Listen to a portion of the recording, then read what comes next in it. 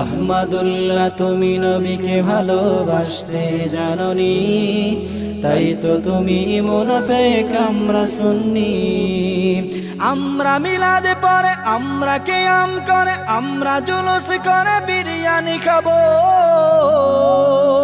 আমরা মিলাদে পরে, আমরা কিয়াম করে, আমরা জুলুস করে বিরিয়ানি খাবো।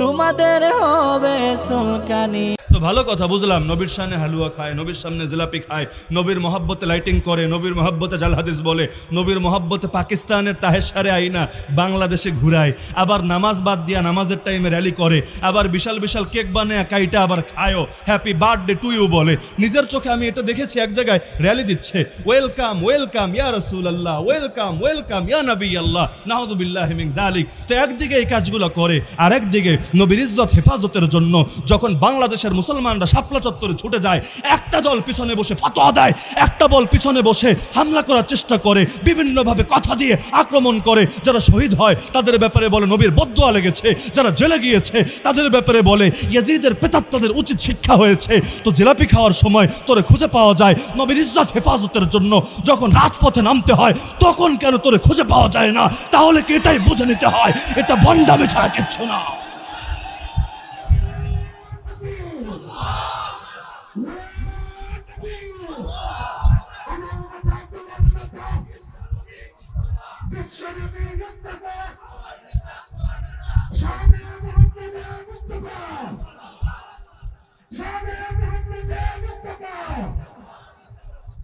নবীর সুন্নাহকে জিন্দা করতে রাজি আছেন তো? ভাই বেদাতে মুক্তি নাই। সাহাবীদের চাইতে বড় বুজুর্গ হতে পারবেন না, তাবে চাইতে নিজেকে শ্রেষ্ঠ বানাতে পারবেন না। তো যদি মানেনি সাহাবীরাই সর্বশ্রেষ্ঠ, তাদের পথে ধরেন না। নবী তো খালি তার পথে চলতে বলেন নাই, নিজের পথের সঙ্গে সাহাবীর পথেও চলতে বলেছেন। মা আনা আলাইহি ওয়া আসহাবি। আমার আগে আবরার ভাই তো নিয়ে আলোচনা করলেন, হকপন্থী চেনার মানদণ্ড কি দেখতে হবে, তার মধ্যে নবীর সুন্নাহ আর নবীর সাহাবীদের আদর্শ আছে কিনা। একটা না বলে দুইটা কেন বলা হলো বুঝেন? আল্লাহর হক আদায় করতে চাইলে নবীরে দেখা লাগে, নবীর হক আদায় করতে চাইলে তাহিরিরে দেখা লাগে। বাঙালি বিভিন্ন আট্রসি, মাইজ ভান্ডারি, দেওয়ানবাগি, এদেরকে দেখা লাগে। কারে দেখা লাগে? তো সাহাবীর চাইতে নবীর হক বেশি আদায় করা সম্ভব?